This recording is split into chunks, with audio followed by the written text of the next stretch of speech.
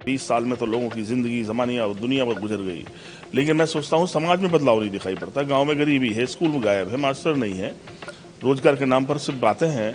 बगैर समाजवाद लाए रामराज्य नहीं ला सकते हैं। रामराज समाजवाद के बगैर झूठा है, क्योंकि जब तक गैर बराबरी खत्म नहीं होगी, लोग गरीब और अमीर के बीच के फासला कम नहीं होगा, तब तक कैसे रामराज आ सकता है। एक गरीब एक बड़ा होगा, कभी रामराज नहीं। ऐसा झूठ है रामराज लाने की बात है। 20 साल से जिनको जिताया उन्होंने ऐसी हालत बना दी कि घर में कपड़े ठीक नहीं है। करोड़ों गरीब किसान परिवारों के बच्चों की जिंदगी बर्बाद हो जाती है। या तो सरकार की योजनाओं को ऐसे प्रोजेक्ट किया जा रहा है जैसे कुछ घर से देने जा रहे हूँ। अगर देश की सरकार का बजट 47 लाख करोड़ है तो ये मेहनत कश लोगों की मेहनत की गाड़ी कमाई का पैसा है। हम देश को संपन्नता की बातें करें और लोगों को कर्ज में डालते चले जाएं तो मैं धोखा है राजनीति का। अगर हमारे फैसले हिंदू मुसलमान के बीच में नफरत पैदा कर रहे हैं तो मैं कह सकता हूं देश के लिए फैसला ठीक नहीं है।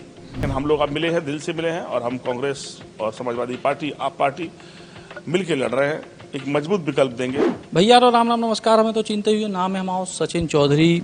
हम ही समय है खजुराहो में, और खजुराहो में अब चुनावी जो बयार है वह बह रही है, और समाजवादी पार्टी ने अचानक से अपना टिकट बदले। मीरा दीपक यादव जी को अपना टिकट दो, पहले मनोज यादव को प्रत्याशी बनाओ, तो जब सीट सपा और कांग्रेस के गठबंधन में है। हमारे संगे खुद दीपनारायण यादव जी हैं। दीपक भैया, अचानक से जो टिकट में बदलाव हो, आपको उम्मीद थी, टिकट मांगी थी, कब परिस्थिति कब बनी? देखिए, राजनीति में हमेशा कोशिश होती है कि बेस्ट ऑप्शन क्या है, हम कैसे उस लड़ाई को मजबूती से लड़ सकते हैं। पहले मनोज यादव जी के नाम पर जो सहमति बनी, उसके बाद जब डिक्लेयर होने के बाद लोगों ने जो राय व्यक्त करी उसके, और जिस तरह का राजनीतिक गणित समझाने की कोशिश की, किसी तरह की और जो बातें राजनीति में आई, उसकी वजह से फिर एक अच्छा फैसला लेने की कोशिश करी और सब लोगों की राय बनी।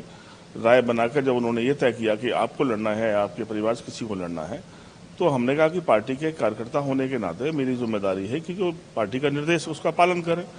और हम लोग अपनी तैयारी के साथ कल से मैदान में हैं, और हम देख रहे हैं कि जहां भी गए हैं एक जबरदस्त रिस्पांस है।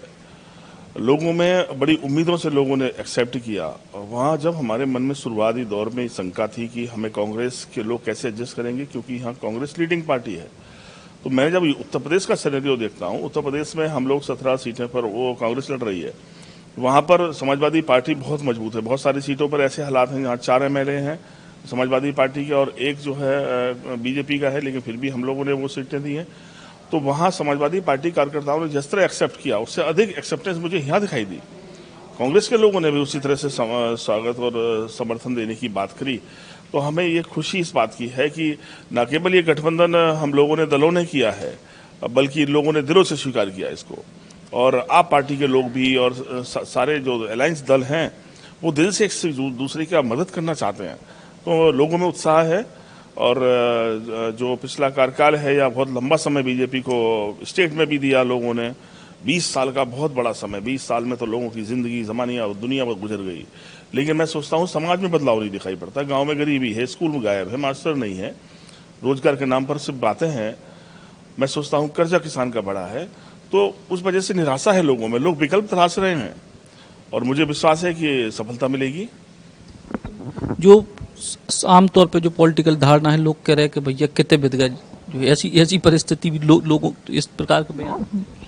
देखिए, ये सच है कि लोगों की अपनी अपनी राय हो सकती है। जब समर्थकों की राय पूछेंगे तो लोग कहेंगे कि सबसे बेहतर विकल्प है, और जब आप दूसरे विचार के लोगों से बात करेंगे तो वो अपने तर्क देंगे।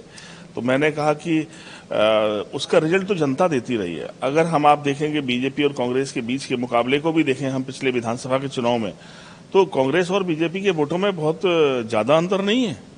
अगर हम लोकसभा की बात करें तो अंतर ज़्यादा था, लेकिन विधानसभा में जब उसी मतदाता ने मतदान किया है बीजेपी और कांग्रेस के बीच में या समाजवादी पार्टी को, तो आप देखेंगे उनकी अगर हम वोटों को समाजवादी पार्टी और कांग्रेस को जोड़ लें, और तो मैं देखूंगा कि बहुत कम फासला बचता है। तो लोग फासला मिटा रहे हैं, लोग बदलाव चाहते हैं, लोग परिवर्तन चाहते हैं। और मैंने एक बात भी बोली है कि आप किसी को जिताना चाहते हैं, खुद भी जीतना चाहते हैं। जनता जिताती तो चली आ रही है, वो खुद हारते चले आ रहे हैं। 20 साल से जिनको जिताया उन्होंने ऐसी हालत बना दी कि घर में कपड़े ठीक नहीं है। उन्होंने, अगर मैंने कहा ना, किसी के लिए कार्यकाल 5 साल हो सकता है, लेकिन 5 साल में तो करोड़ों गरीब किसान परिवारों के बच्चों की जिंदगी बर्बाद हो जाती है अगर मास्टर नहीं पहुंचता तो आपके लिए राजनीति विषय हो सकता है, लेकिन लोगों की तो जिंदगी के सवाल बन जाते हैं।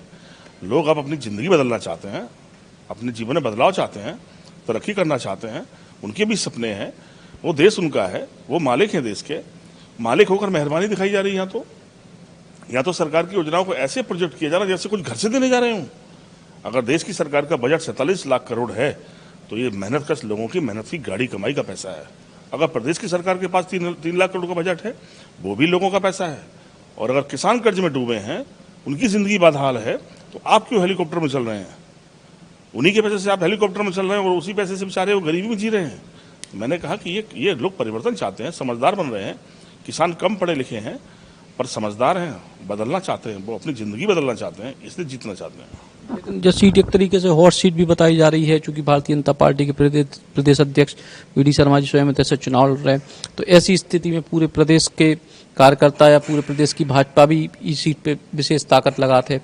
तो ऐसी स्थिति में मुकाबला जो कार्यकर्ता स्तर को मुकाबला है, समाजवादी पार्टी को संगठन है जरूर, लेकिन उस स्थिति में नहीं है, तो वो मुकाबला कैसे? देखिए, हमने माना कि हमारा संगठन कमजोर है, पर हमारे सहयोगियों का संगठन मजबूत है। कांग्रेस यहाँ बहुत मजबूत है। तो जब हम मिलके लड़ रहे हैं, हम दिल से मिलके लड़ रहे हैं।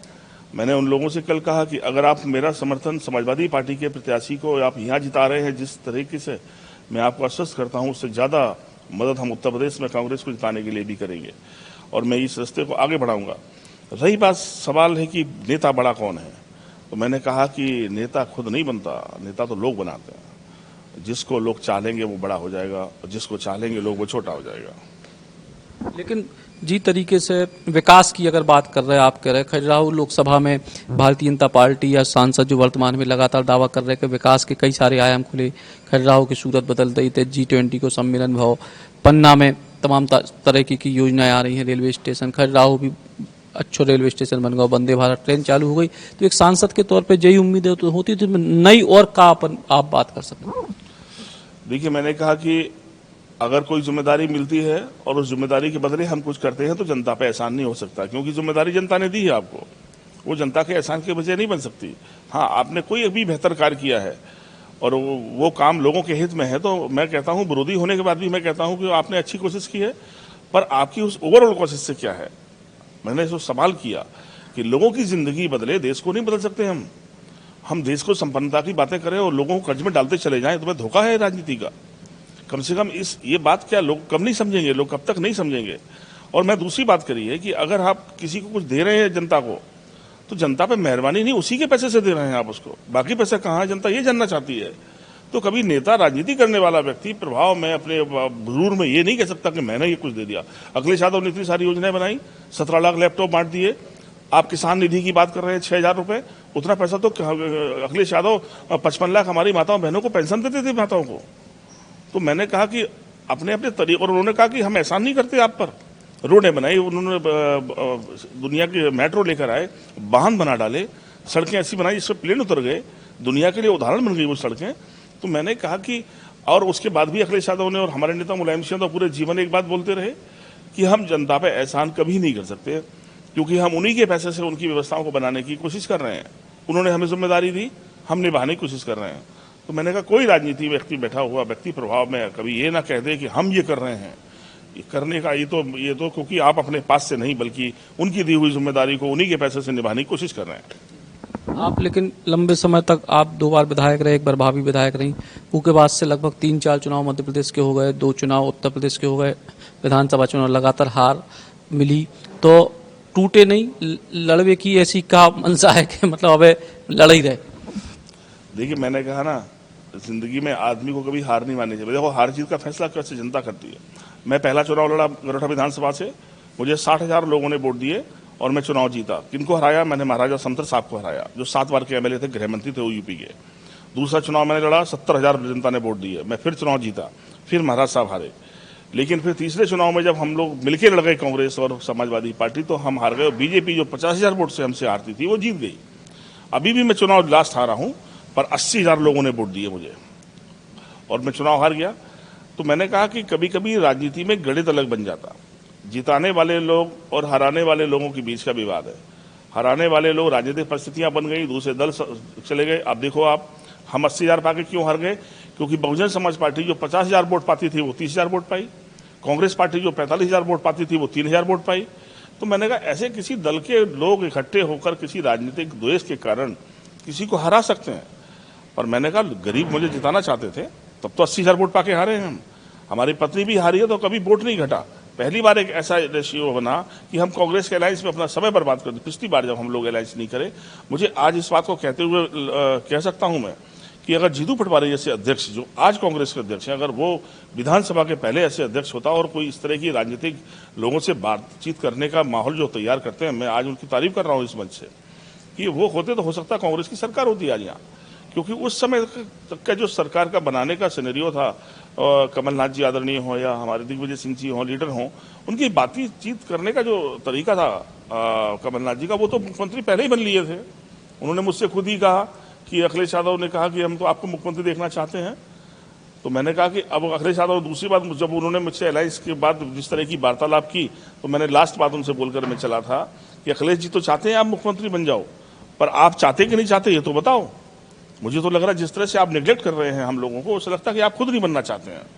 तो मैंने कहा राजनीति में समय समय पर बहुत सारे फैसलों के से फर्क आए हैं लोग राजनीति पर, तो कोई बात नहीं। लेकिन हम लोग अब मिले हैं, दिल से मिले हैं, और हम कांग्रेस और समाजवादी पार्टी, आप पार्टी मिल के लड़ रहे हैं।